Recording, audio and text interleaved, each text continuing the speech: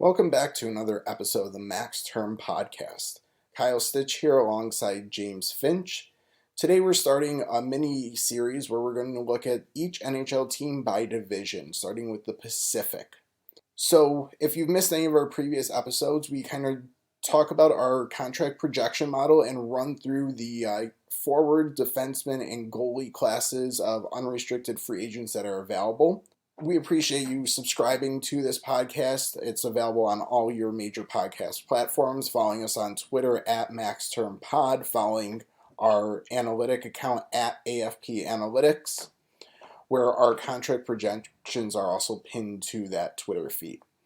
In this episode, any ads or anything that might appear are not necessarily products that James and I endorse, and also know that these are our opinions, not necessarily any inside information we're hearing about players or anything. It's anything we're basing our opinions on has been publicly reported, and we're drawing our own conclusions from that. So, Pacific Division. Starting with the Anaheim Ducks, a team that is drafting high yet again, pretty much still rebuilding, have a lot of cap space to play with this offseason. Looks like, according to capfriendly.com, around $39 million to play with, which is well below the minimum they have to spend, the salary cap floor. So they're going to have to make some moves this offseason, but we're not necessarily expecting them to add anyone major. Yeah, they're going to be a team that needs to get to the floor, but not quite the right time for them as far as adding a big piece. It's probably more a focus for them if they've got any veterans they want to ship out in a trade to go that route. Yeah, I think John Gibson's probably the number one name there. He might have even requested a trade himself, might have asked the team to look to see if there's an option where he can go to more of a playoff contender, because, again, Anaheim's probably not looking to, maybe they'll make a little bit of a push towards like an 8 seed, but they're definitely not a team that many people, us included, are expecting to make any noise in the Western Conference. Yeah, definitely not. And so in Gibson's case, I think he definitely would prefer to go to a contender.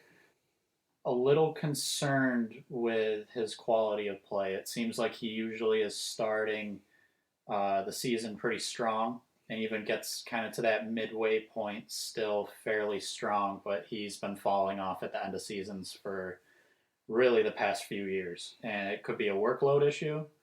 It could be a team issue. They haven't been very good in front of him in recent seasons. But if I'm a team looking to acquire a number one goalie, at least he's getting paid like a number one goalie. Slight concern there. Yeah, 4 years left on his contract. You would have to kind of have no one in the pipeline to me. Maybe someone like Pittsburgh could make a level of sense to take him on. I know Buffalo's been a popular team that's been talked about, but I don't see timeline-wise him fitting quite as well there. If they do move John Gibson, they have Anthony Stolarz as a free agent that I think would be a really good idea for them to bring back as maybe a 1A to play in tandem with Lucas Dolstol and see where that kind of goes for them. Outside of goalies, they do have a nice young center in Trevor Zegras, nice young defenseman Jamie Drysdale that they're hoping to kind of be the cornerstone pieces. Drafted Mason McTavish last year, hoping to add some kind of scoring punch up front, but really they just need to continue to add some kind of top-end talent both up front and on their blue line. Yeah, and it's going to take a little time for Anaheim. They are, I think, rightfully choosing to go the rebuild route.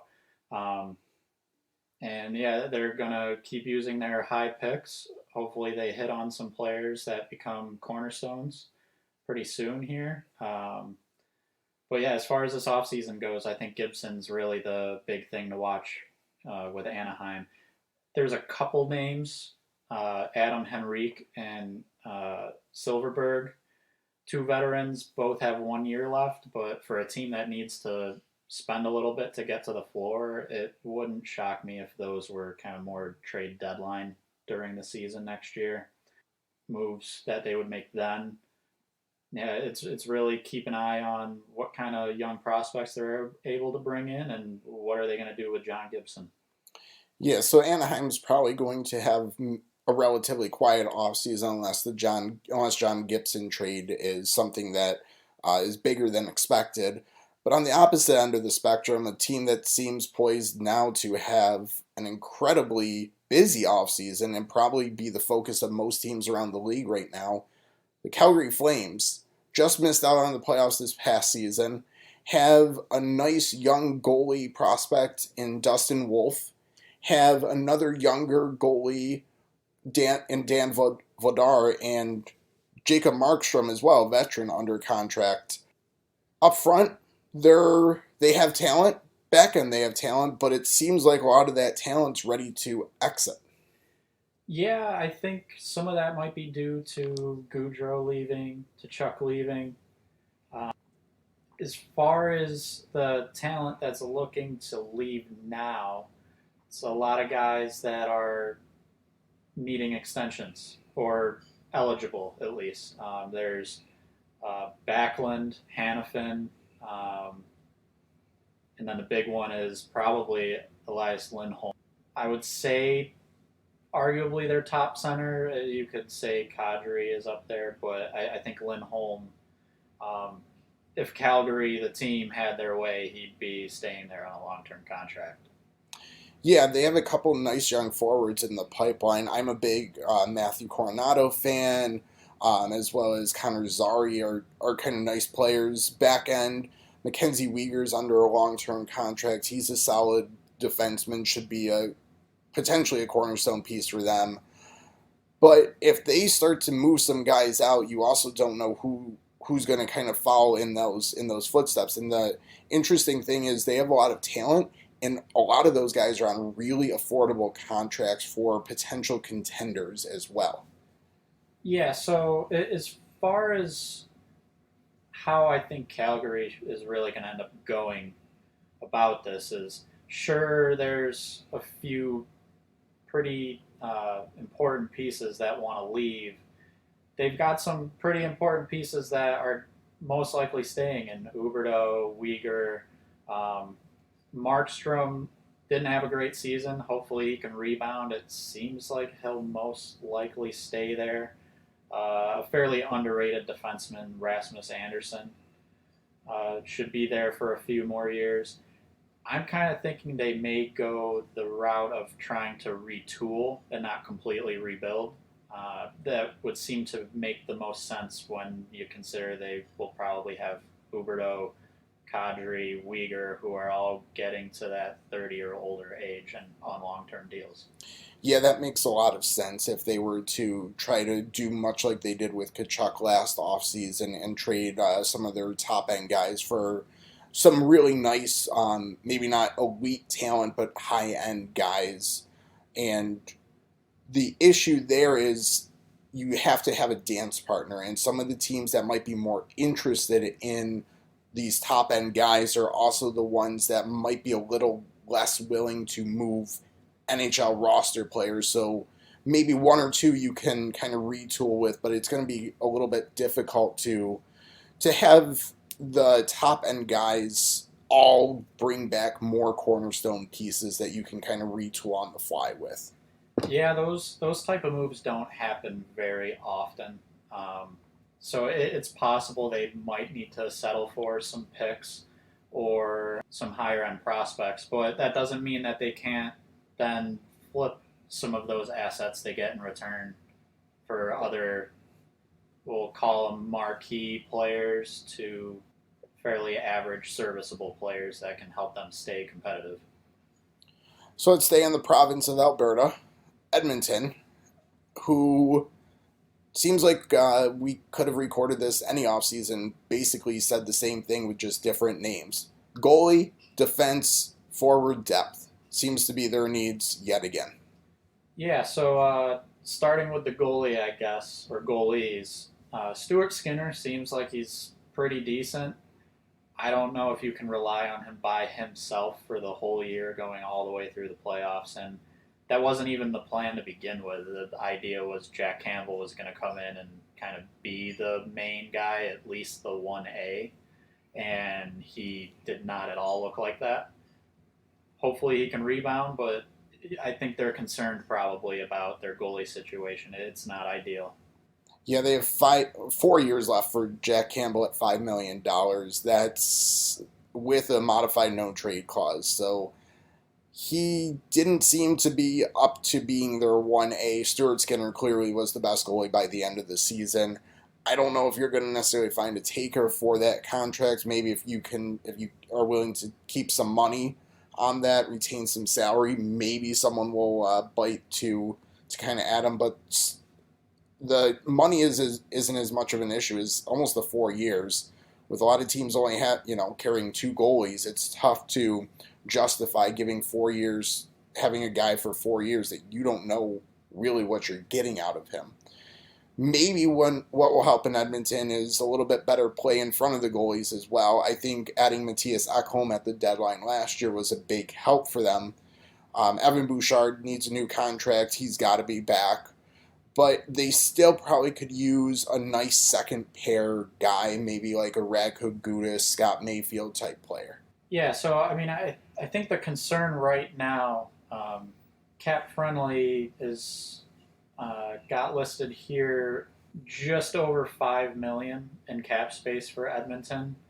And when we talk about Evan Bouchard needing a new deal, he should be taking up that $5 million, if not more.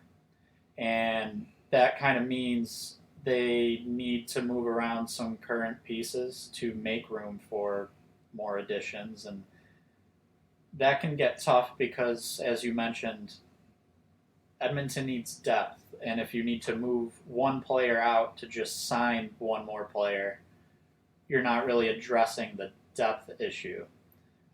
Maybe it's moving one player out to sign multiple players. Of a lesser value, each of them. What I've kind of been seeing is maybe a Cody Ceci could be moved. I don't know where he would get moved to. I'm not a huge fan of the player.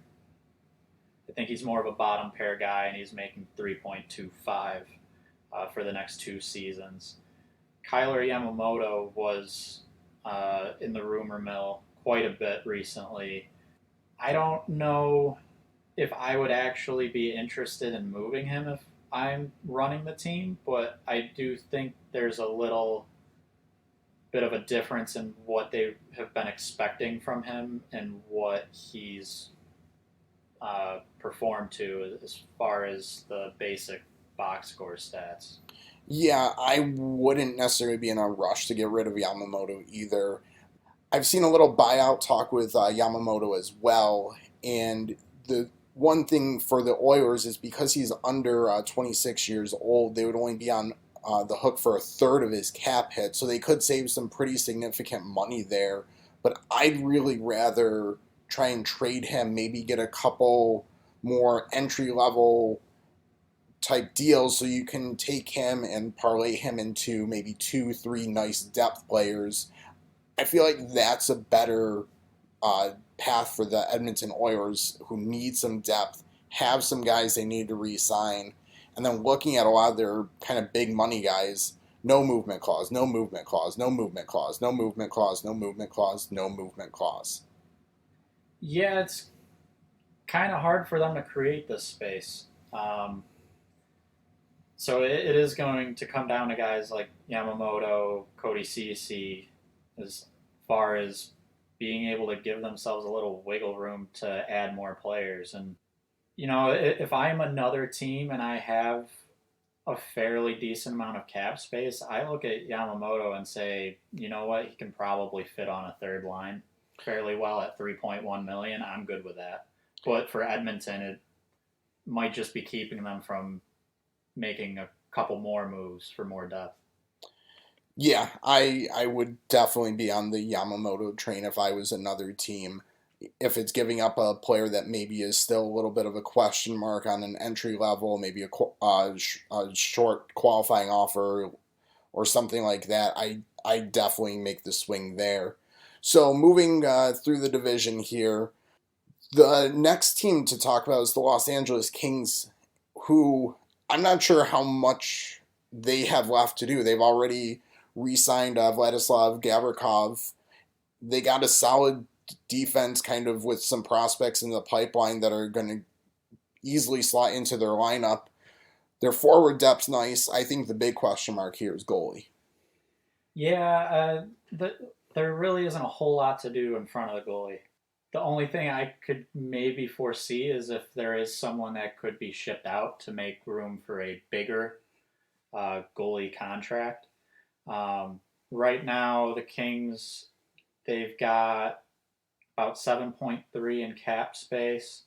Um, Gabe Velarde is going to need a new deal. It's not going to break the bank necessarily, but when you're looking at 7.3 million to spend, he's probably coming in at least half of that.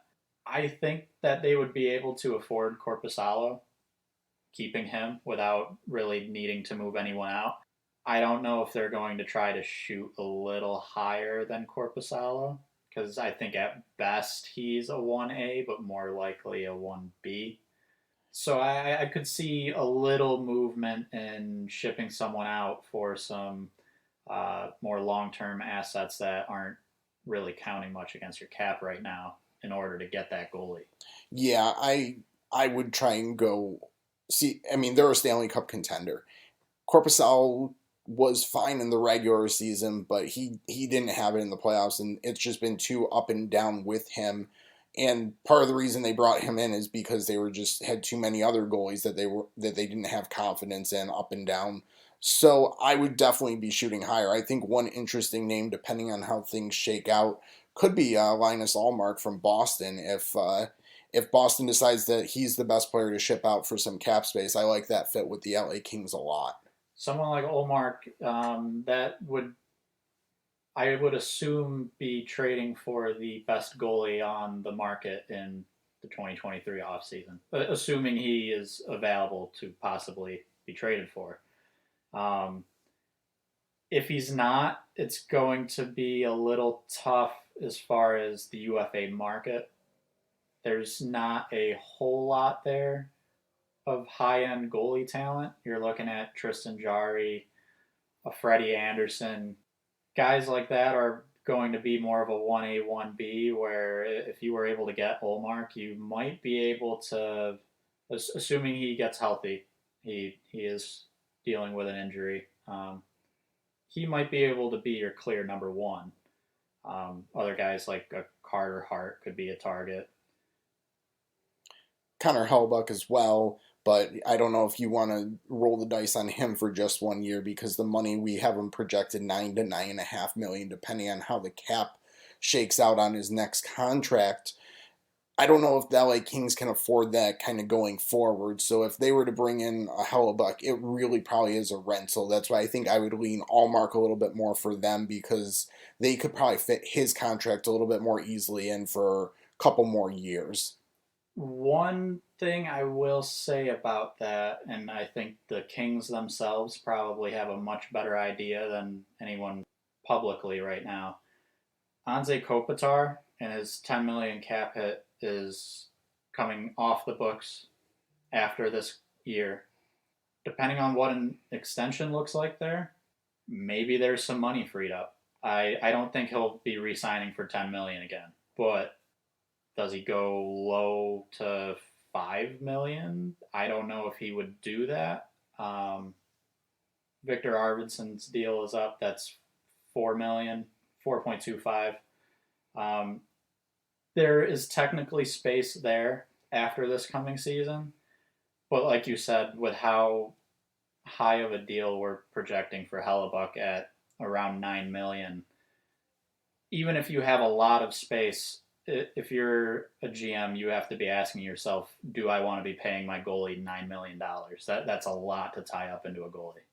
Yeah, if you were to basically take Kopitar's cap hit and give it to Hellebuck starting next year, you're not really improving your team a lot because you have a lot of other young UFA or RFA guys, I should say, that are coming up that are going to need new contracts as well. So, speaking of teams that need young contracts, San Jose Sharks are in rebuild mode. Let's not beat around the bush with that. It's time for them to kind of reset. They clearly didn't have it this year. They still have some nice veteran players. Tomas Hertl, Logan Couture, Erik Karlsson are probably the names that could be talked about to an extent. I think some are easier to move than others. Yeah, so they haven't done anything yet, really, as far as this off season, but it's pretty much expected that there's going to be a pretty big attempt to try and move Carlson.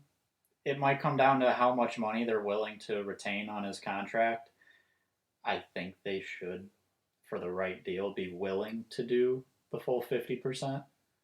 I don't know if that deal is going to be out there, so it might be, can they just get it down to 8 million a year for a team, and it starts to get a little more reasonable for whoever's acquiring him.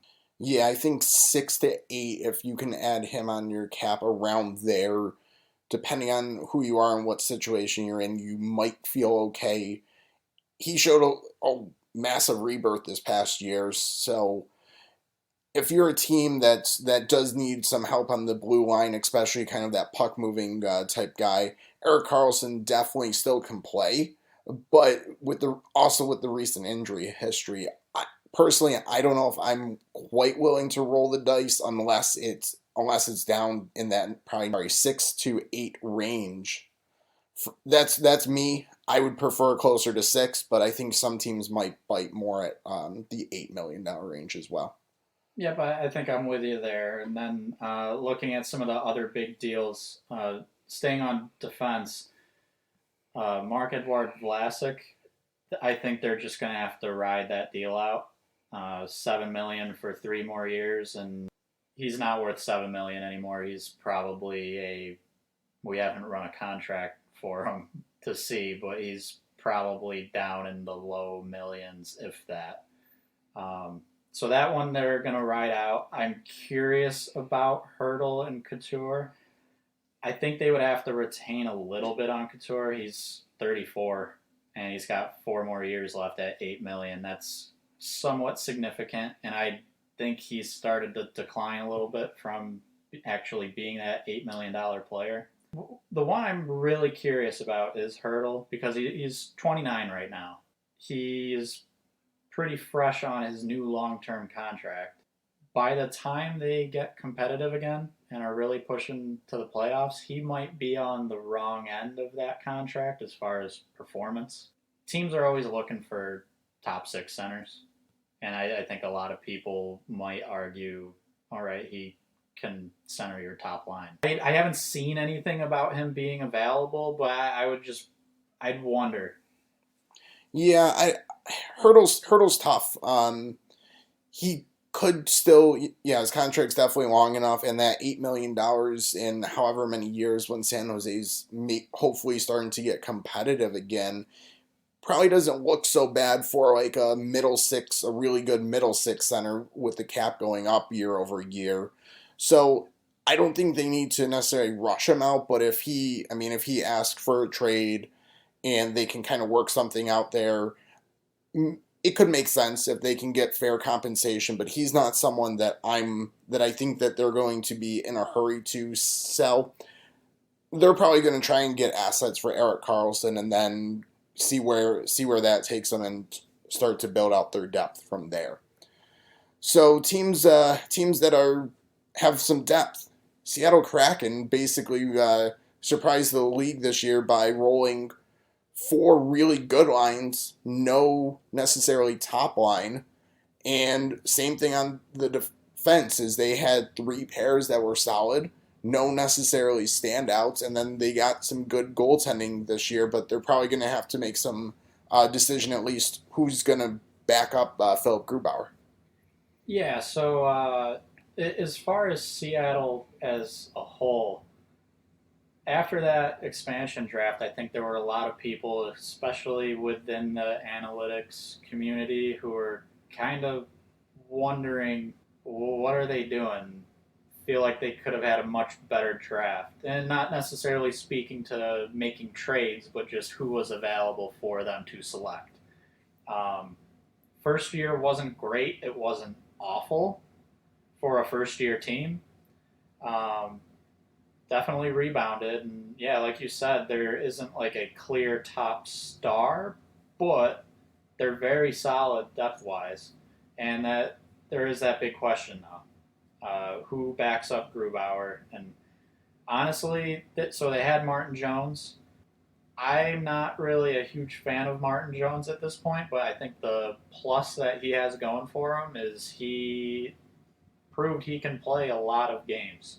Martin Jones played in 48 games this past season, which you could argue that's 1A numbers as far as games. Wasn't really that good. Yeah, I'm looking for an upgrade if I'm them. You have cap space to work with. You don't necessarily have a bad contract. Maybe your worst contract's actually the other goalie with Philip Grubauer. I I mean, you also have Chris Dreiger as well that you took in the expansion drafts hanging out there. But if he couldn't kind of crack the lineup over Martin Jones this past year, I know there were some injuries and everything, but I wouldn't necessarily have confidence there. So yeah, I would spend my money on finding a backup goalie and then probably filling out my blue line. Yeah, I mean, at worst, I think they could find a more solid backup. I would say they could even look within the division. I'm a big fan of Stolars from Anaheim. I think he had a little bit of an off year this year, but he's traditionally been a pretty good backup. That would be a good fit, assuming you're comfortable with Grubauer kind of taking the reins and being the number one. But like you said, they have the cap space to work with. They could go after a little bit of a bigger fish. It's just how much do you want to tie up in your goaltenders cap wise. I You mentioned defense. I think it's important to point out the career season that Vince Dunn had could possibly become their highest paid player. Um, he'd have to beat 5.9 from Grubauer, and I think that's reasonable on a long term deal for him. Yeah, I mean, he's probably the closest to a top pair defenseman that they have. Well, he is a top pair defenseman. Whether he's at a high enough level to kind of be that cornerstone piece, I'm not so sure. You see a lot of other top teams, I think, have a little bit higher talent there.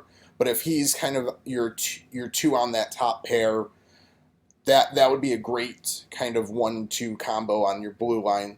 The issue is I don't know who they're necessarily going to be able to add to bolster that. So maybe they kind of stay in the let's keep the depth route this year, add a nice kind of second pair, third guy, and be able to roll three solid pairs instead of that one top pair that eats a lot of minutes. Up front, one of their best forwards down the stretch was someone they got for absolutely nothing, Eli Tolvanen. Yeah, I think it's going to be nice that he is still under contract for 1.45 this upcoming season. Um, that's kind of what you're looking for as an expansion team. It's a little weird because it didn't happen through expansion, but he was the guy that didn't quite fit in with his previous team in Nashville. Even though there were kind of some underlying numbers there, I think that was showing, you know what, he's actually one of your better forwards this year. You should have kept him Nashville. But found a spot in Seattle, is performing well. One other forward that's kind of seems to have found a spot that I'll be interested to kind of follow the next week or so is Daniel Sprong. He's 26 years old, arbitration eligible, restricted free agent. I'm not confident that Seattle will qualify him because he's coming off a career year that could lead to a pretty big award in arbitration. And so far in his career, this has been really the only time that he's showing what he did this year. Is this year an outlier, or did he find a good fit that he can continue things going forward? But I'm sitting here right now, and I would not be surprised if Daniel Sprong ends up on the open market. I I will say I wouldn't be surprised either. I know in past seasons, I would say I've been a fan of him as a depth addition for teams to really kind of take a chance on a player because he had some decent underlying numbers in past seasons. In the 2021 season, the 42 games, 20 points, not bad, 13 goals. He showed a little bit of that shot that he has. He got the opportunity in Seattle across a full season and put up 46 points in 66 games. Yeah, it kind of could make for an awkward arbitration. Do we actually qualify him and go that route? Maybe not. But if I'm Seattle, the number one thing I'm trying to do there is get an extension done. Yeah, so Seattle's got some not a ton of names up front, couple names on defense, but really they could roll back pretty much the same lineup. Maybe bring up a forward or two, maybe retain all their forwards, all their defensemen, and run it back again. Another team in the division that's probably going to be making some significant changes though, Vancouver. I don't necessarily know what to make of them. I look at their forwards and think, oh, that's there you get some nice guys up front, some guys with some potential. I'm a big Quinn Hughes fan. Thatcher Demko, I don't know what to make of him. He's been up and down, but that defense after Quinn Hughes is rough.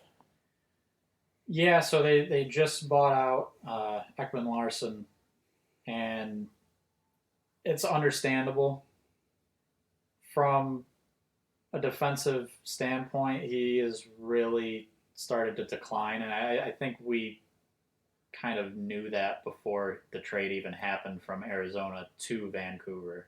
So I guess getting his full cap hit off the books is good, gives him a little more to work with. For me, Vancouver's a hard team to look at because they've got some bigger contracts.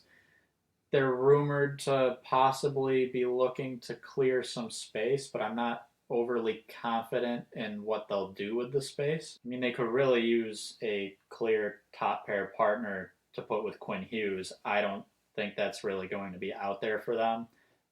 But they could easily sign multiple defensemen off the UFA market and I would say have a little bit more of a respectable defense.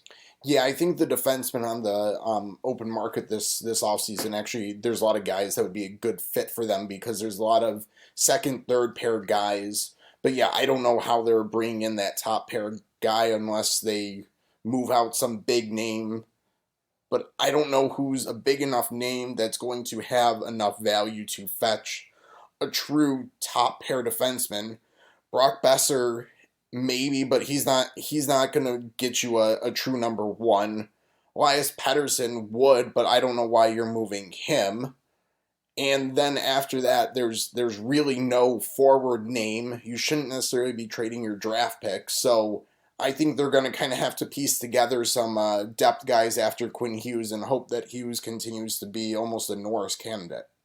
Yeah, and honestly, the one name you didn't mention, so JT Miller, he came up in the rumor mill at the deadline. I'm personally not acquiring Miller if I'm running a team.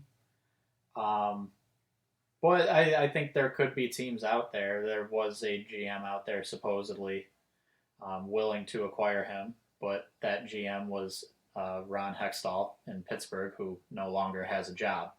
So we'll see if he's available, and if he is, if it amounts to anything. But yeah, like you said, there's not a clear-cut tradable piece to bring in that number one.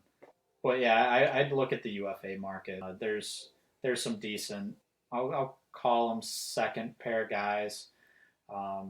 And honestly, this is maybe a good opportunity for a defenseman to play alongside a up-and-coming star in Quinn Hughes.